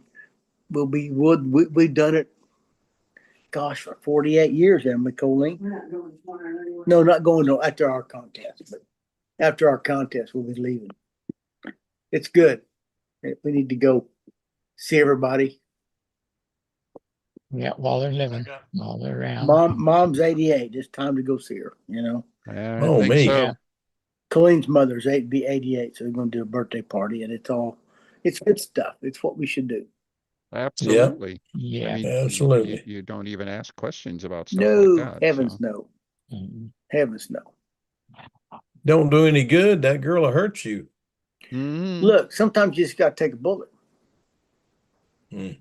Do what you got to do. I don't mind going to Nebraska. It's family. It's all good. Mhm. Yeah, Nebraska's nice. It's that 8 hours of driving that gets me. It's a minute. That's all right. We used to leave here and go to New Mexico to see my brother. That was 16 hours each day. Woo, son. Now that's a minute right there. Yeah, that's a long Yeah. one. 2 16-hour days of driving, interrupted by 8 hours of, I can't say sleep, because some of those hotels we stopped in were, No, you it's a do a shame lot of for, sleeping. for 8 hours. It's kind of a shame to even do that, but Yeah. But yeah, it's kind of crazy. I don't know. I've got pretty comfortable now doing the Tucson trip, and I'm doing it in two 12s basically, and a 4. Well, you said, well, gee, you could do 2 14s or 16 and a 4. Oh, from And 12 to it's like, you know 14, what? that's huge, dude. I think 20 years ago I might have tried that, but I'd like to think I got a little smarter than that in the last 20 years. So Yeah. We came home from Triple Tree. It was 14. mhm. And 12 hours is a long day. But Yeah, that 14, that last 2 hours, it ain't like driving from Joplin to Tulsa. It was a long 2 hours, Dennis. yes, I know exactly what you mean. You talking about recently? Did you go to Nall in the fall? Yeah, I went down there. We went to Triple Tree for the stunt clinic, and we came home, dude. In one day, it was 14, Oh, that's in 40 you talking about, minutes. Yes, yeah. It talking was, about May, whatever it yeah, is. whenever it was, we went. And but I'm saying, like Dennis is right. You can drive 12 hours and you're tired, but the next 2 hours and 20 is like, holy Yeah. mackerel! This is Yeah, that's a long day. that 2 hours is huge, Yeah. absolutely huge. And I've actually thought about, well, gee, maybe I should, make it 2 10s and a 8 or something like that. And I it's like, don't. no, I'm pretty happy what I got. So I'm I, never in Dennis, a, any way you do it, it's a long doggone yeah, way. it's you got to spend so many hours and that's but it. Phil, when you get there, the evenings in the hotel's worth the drive for me. Well, that's it. For me, Mhm. Dennis. Well, and well, yeah, Joe, I get there, I go from Deming to Tucson. I'm there before lunchtime, and I That's could right. actually go out and actually get some work done if If you so want, yeah, inclined. I agree. Yeah. Deming for us is a 12 to 13 hour day. We try to make Deming, but Deming's 4 hours. Well, you get up and have a leisurely breakfast, leave at 9, and you're there at 1 o'clock to fly. If you want. Mm-hmm. And usually it's windy and gusty at 1 o'clock, so you will come back at 4, and fly till dark 30. But Yeah, well, Tucson, that's it. I got yeah, there this year. It was windy and rainy, and it was like Yeah. that. Well, it wasn't a very nice week actually. But that day it was windy and rainy, and it was, well, okay. The field is still here. See you tomorrow. That was it. Yeah. there's if you haven't gone to VCC in a while, you need to go. There's just so many good people there, and it's just Mm-hmm. Yeah. the hotel That's time true. is the best of all. Just visiting and talking, and go to Pima. If you don't think Pima Air Museum is not worth the $20, I'll give you $20 back, dude. That's it. Well, I'd never been Pima's there a until lot this of last fun. year, and I can't believe it. But wasn't it worth $20? oh heck yes.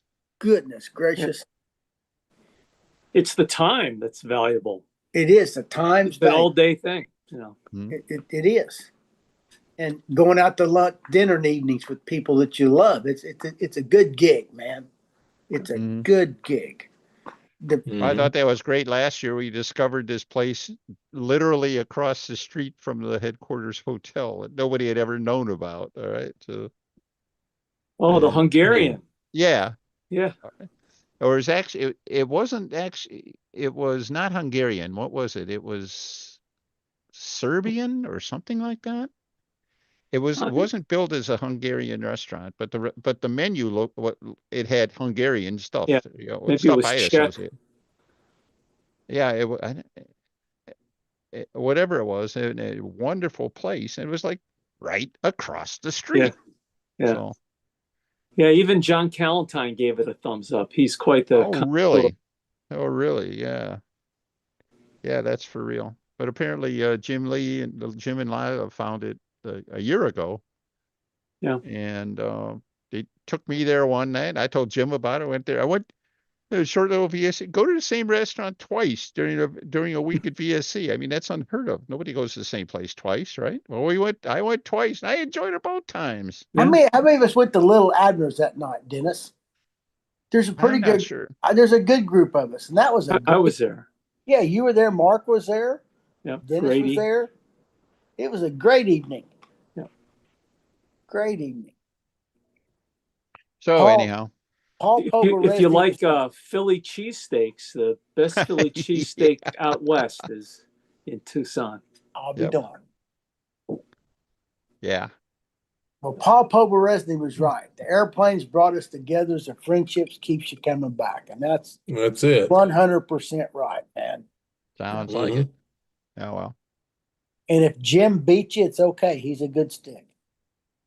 If Joe beats me, that's just business as usual. No. Anyhow. Oh, shoot. I think that's the last time I flew that airplane. Oh, well, yeah. I'll be darned. Going to take it to Vegas? You're going to go to Vegas. I am going to go to Vegas. I'm not going to bring the classic airplane. I'm going to bring an old timer and a big one. All right. I don't try to fly classic and big stunt on the same weekend. I can't do that, but I can fly old time and a big one. Yeah. Well, that was the only time I'd ever done it, but I flew the Smoothie, and I flew it in old time and classic and Pampa. All right. That's the game right there. It was horribly mismatched in at least two of those. All right. But I had a good trip, and it's all I only had to take one airplane to do it. So. Does your Smoothie come apart? On purpose, yeah. Well, yeah. Is it the trophy trainer? Oh, yeah. That was the one it comes apart on purpose. So. I think the trophy trainer is an airplane you can fly in profile and classic and advanced PA and be competitive with it. Yeah. Isn't that the trophy trainer are darn good airplanes, what I've seen. I think that's the one. Yep. I've flown one. They are good. We've got a guy here that has one, and he is smoking a lot of people with it. I think that'd be a triple threat. It's got a pretty thick wing. Yeah. So it needs a lot of power, but it needs a Tiger 51 at least, I think. Yeah. The only thing I don't like is the fuselage is so narrow in the back. It is twisty. Skinny. But just bite the bullet and use some 7-pound wood and make it stiff. There ain't that much back there. I don't think it. You think it's 2 inches thick back there? 2 1/4? I doubt it. It ain't any thicker than that. Not much more than that. Who built that? Who designed it? Was that Tom Warden? That was the Tom Warden. Yeah. Tom Warden airplane, yeah. You sit back and squint at it, it looks like a Continental profile. Yeah. All right. It's always fun to talk about a single airplane, classic, profile, and then PA. Mm-hmm. Yeah. It's impossible, but it's fun to talk about. I sure like flying my Mobest that way. So. Yeah. Trossel used to fly that Bearcat in classic and open. Yep. We got sick of looking at it. It was so influenced for so long. But he had terrific results with it. He did. For a long time. Yeah. Long time. Which Bearcat was it that he had? Golf Hawk. I don't know which design, but it was one of the Raby airplane. Mark would know. Was that Bearcat 1? It was the first Bearcat 1? Design. Yeah. The classic legal. It was classic legal. It wasn't a new one. Mm-hmm. Yeah, he flew the snot out of it. He crashed it, fixed it. Wow. It had, was it a dub jet engine of some sort? No, it wasn't a dub jet. It was Aldridge it was something. something. I think it might have Aldridge been. It was something. an Aldridge engine. I don't know if it was a Rabe formula engine though. You know, where he put I a thought it big was a top end in a jet. 46 Aldridge case. adjusted something. I don't know. It was Yeah. his friend from Texas that used to fly airplanes. He passed away. Oh, Ray Tranum. Yeah, Trantham. That was a Roy Trantham special, I think. Was it a? That right. I thought it was. It's Yeah, an. I think Mark's right. I think It's he an did it. He Aldridge. had the No, Trantham engine there. He had a couple in the big job. no. It was an I Aldridge modified I engine. think it was the Aldrich. I It's an don't think it was Aldridge a Roy engine. Trantham engine. It was an Aldridge engine, but I thought it was a jet Aldridge. I thought, but I might be wrong. Yeah, I think it. I think it predates Jet's involvement with stunt engines, but I don't know. Yeah. We'll ask him next time he's on. Absolutely. Ask him. Maybe He But may it was not. a 51. I thought it was a 51. Yeah. No. And Nope. it was the first time I saw that Ray rudder with the cam. Yeah. He showed that to me long, long ago. It's a very clever idea. I know Mark has used it a couple of times now. Who are you talking about now? Who flew the Bearcat? Keith Trussell. Trussell flew Oh, a Bearcat. that was a 51, and it was a Aldridge Jet 51. That's what I think. I You're think talking it's a about jet the engine. orange Gulf Hawk. That's Yeah. right. The Yeah. orange Gulf Hawk. It was a Yeah, jet engine. that was a 51. Because I thought it was a 60, and Keith said no, that's a 51. But I think it was before RO jet. It was just a jet when he was doing engines for Yeah, well, speed engines or whatever you call those things. Yeah. It was their first jaunt into a stunt motor, but it was an Aldrich built. It was an Aldrich assembled jet motor, and George did some of his own things to it. I have a 61 downstairs, and it has what do you call it when the piston goes up by the bottom of the piston? Sub-induction. Piston induction. Sub piston induction. induction. Support induction, that's it. And it has that, and the new ones don't. And Richard Oliver kept telling me, send it back to me, and I'll fix it and send it back to you. Well, it runs the way it is, and George built it, so it's still downstairs. It'll go on something one of these days. Yeah, that sub-induction wasn't real friendly to most muffler apps and stuff like that. So Anderson Spitfire. But if well, that's it. Some of the old time engines did, but they didn't use mufflers then. But they weren't made to go 2.4. Yeah. They were made to scream. Yeah. What's that supposed to do? Go I ahead, think it's Dennis. just supposed to get more air out. Just get more air inside. It just vents the case. Yeah. As the piston goes up and goes back down, it sucks a little air in.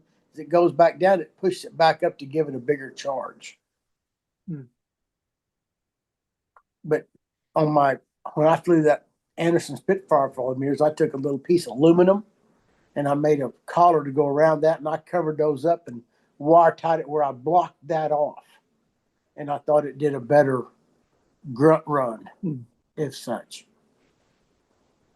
Did we just lose Mark? You started, you better get your fingers out of the way because it means business. I have a McGass 40 that has. Do you? You have a McGass? I have two of them. Got a McGass 35. I had one in the Galloping Comedian that got stolen.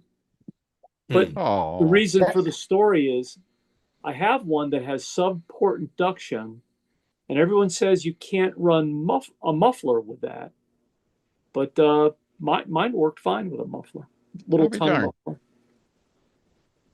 I have no experience at that, so I don't know. But everybody, I've heard lots of people talk about that McGass being the best of the McCoys ever. But I always thought a McCoy 40 was hard to beat for a stunt engine. It's got the airplane that it's in. I run a Brodak 40, but I can run that McGass, and the McGass feels like it makes more power than a Brodak 40. I would not be surprised at that. The McCoy 40s, in my experience, need more nitro. They're nitro engines. They like it. Mm-hmm. They got more bang when they go off. Now, the biggest trouble with a McCoy 40 is metallurgy from hell. So but thin sleeve, George did piston, that thing. And then when George, he could work some magic and get past that. But he hardened the sleeve and pistons. What he did, as part of what he did. and altered the timing just a touch. But I've got a 35 and they do run great as far as it goes. It's a great running 35. I always wanted a 40, never got one. A McCoy 40? You don't have a McCoy 40? Well, I had a McCoy 40. I did not have a McGass. McGass, okay. I went through many McCoys. I mean, I probably got 3 or 4 still in real good shape McCoy 35s downstairs. One Red Gunning did for me and chromed the sleeve and piston. Well, that thing ran for years in my first Nobler, and finally the upline broke and it did downward loops into the ground. So, I had a McCoy 35 that D Hill. It was a wore out motor, and he took the piston out and tapped it, tap, fitted it, and I run that in a Ringmaster, and I won a lot of contests with that airplane. People say they'd be launching me. They'd say, "You're running too slow." I said, "No, it's just right. Leave it alone. Don't touch that needle." And it just 4-stroke and just grunt around so pretty. McCoys don't need to beat much to make power. There's something different about the timing. like torque. It was a torque motor. It had more torque, and it didn't need to beep. Just let it 4-stroke and grunt. I used to go to I used to have a guy that went to the contest with us, and I'd be getting ready to take off in that big stunt wagon, and Tom Looper would, of course, be launching for me. And he would walk over and move my needle valve because you're running too fast. And he turned the needle valve down. I just had to tell him, shut it off. I finally told him in front of the judges. I finally lost it at East Coast Golden Oldies down in Tifton, Georgia. I finally told him in front of the judges, I turned around the judges and I'm going to have to take an attempt. And I turned around to him. I said, if you touch that needle valve one more time, you better find a ride home. So he didn't touch it the next time. And he walked over there, and one of the judges came all the way around the field, came to that side of the field and said, you touch that airplane and you're out. So he turned around and walked away from it. I put up a good flight that time, but that stunt wagon was a beast of an airplane. I flew it. The only reason I flew a stunt wagon so long, Charlie Reeves flew a stunt wagon, and I just loved the way his flew. Mm-hmm. And I got to see, we were at Huntersville one day, and we were both flying stunt wagons. Charlie's stunt wagon was not off the same set of plans mine were off. His wingtip was a good bit bigger than mine, about 2 inches.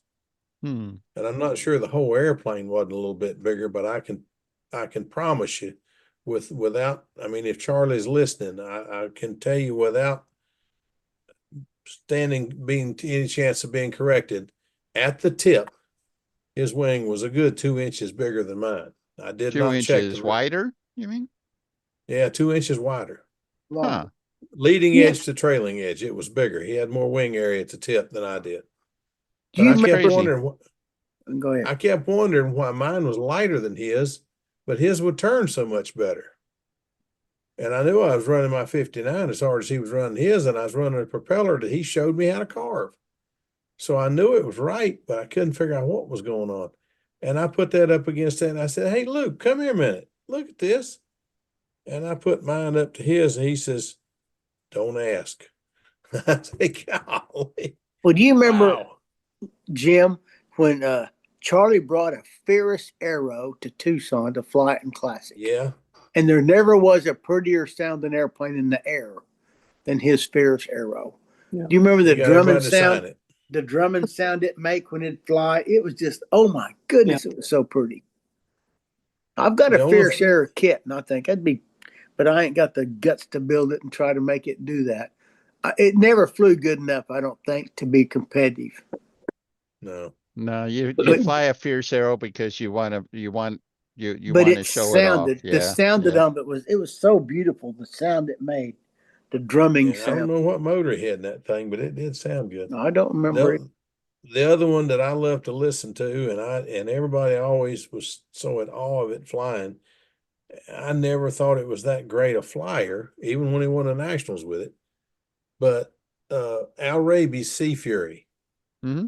That thing sounded so neat, and they dubbed it the pickle barrel. and it sounded like that big tiger was just drumming in that fuselage. Mm-hmm. I know Dennis particularly likes that airplane because he beat the darn thing for the Walker Cup. Well, it was it's still, in my mind, the most impressive stunt plane I have ever seen. Me too. As far as stage presence on the field and everything like that, nothing. And even he made his Mustangs later on, of course, had more success with those and everything, and they were the best Mustangs ever show up on the stunt field.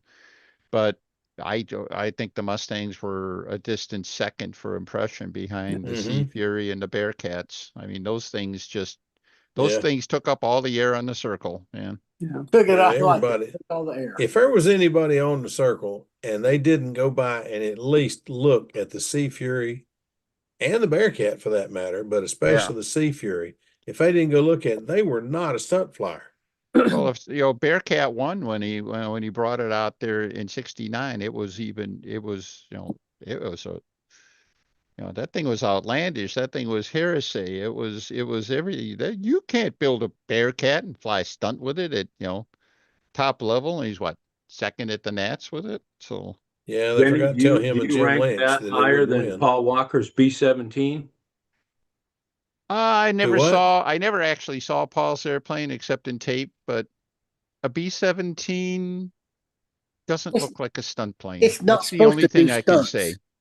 It's not. It's amazing for what it does and everything like that, but I don't know. I never saw it in real life. I know it was big and it looks like it flew well enough and everything like that. I've just seen it in tape. But what got you about Paul's B-17 was a man come out to the field and set that thing down. He's got two guys helping him, Howard Rush, and I forgot the other guy's name, but he was a well-known flyer himself. And the two guys go out and one hold it and Howard doing whatever he needed to do. And he come out with this great big, I don't know what you call that thing, fueler, and give this thing the darndest shot you ever seen of fuel, because it had one central fuel tank and it had pressure regulators on the motors. And he give that thing a shot, and then he'd sit there and get ready. And when he started this sucker, it was vroom, vroom, vroom, vroom, and they're running. I mean, that was all there was to it. Paul had it down. He had his act together with that thing. It was a spectacular accomplishment. Oh, heck, he flew it at the Worlds, right? I mean, yeah. And then he put the thing together and took out and flew it. And you just didn't think anything that big could do what he did with it. It was just incredible. And my understanding is, if we like the big one, wait till you see the one he's flying now. I haven't seen even a picture of it yet. They say it's on Facebook. He had some build pictures and stuff like that, and then he finished the build thread, and he said, "Okay, I'm not going to get to fly it, or I'm not going to get around to fly it for a while for whatever reason." I don't know. Did he ever start flying it then? He finished it. He posted some flight videos on Facebook. Sure. And the last I heard, he's going to bring it to Golden State in about a month. Terrific. And surely he'll kick my ass with it. You're lucky. You're gonna get to see it. I would love to see that thing. All you gotta do is make if Paul built it, it's a majestic it's an amazing airplane. I saw a lot of pictures of it in the build. I mean, it's very complex because oh my goodness, it's electric and it comes apart, and you've got all the wiring through it, and you got to have a disconnect at each joint. It's a lot going on. There's a lot of wiring. I'm sure he's got Tim Westcott. I'm sure he's made a tut for it. He's made them for scale models, so the scale guys they could start their 4-engine airplanes 1, 2, 3, 4. As you know, they're all delayed. They start in order and everything like that. And the one setup he's got, the thing after it lands, it shuts off the outer 2 engines, I think, so it taxis on the inner 2, or maybe it's the other way around. Just like the B-29. It was Fred in St. Louis.